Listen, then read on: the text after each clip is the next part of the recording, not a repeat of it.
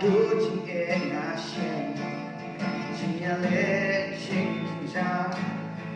He loved my giant, but he ain't your man. He tried to pen on the lot of Lindy show.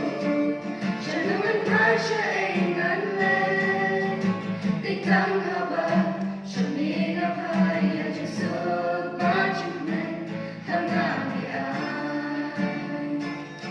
They got snap for Lord of me. Last is sparging in Jonah. Oh, the ain't unseen Kalyan. You're teaching me, part of me. Don't show me, don't show me. Barojing in the eye. Man, yay, shagri, come ya me. Habanda, why? Jing in Jonah.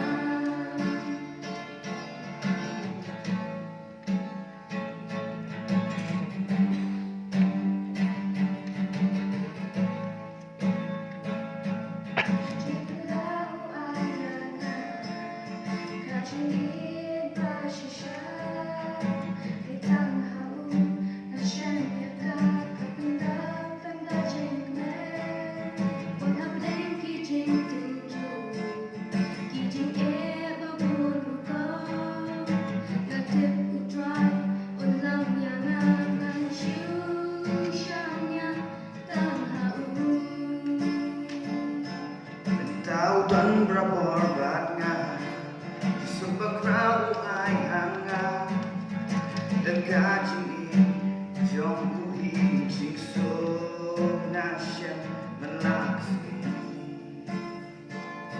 tegas nam kodor jamu lasis pajing enjona oda engan sil kalyan yaki le pajamu Tang sha'u hi tang sha'u Barojing in the eye Nan yai shakri tang ya'u Habang dawai Jingem tungan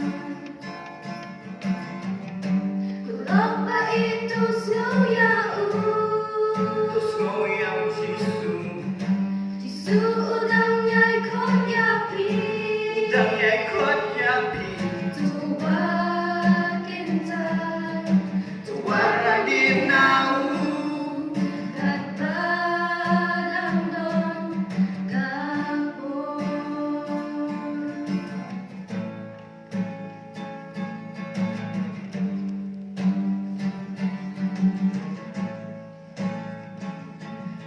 Das nam kodor jumi lasis pajing enjongan oda engan sil kalyan yaki le pajami tang shami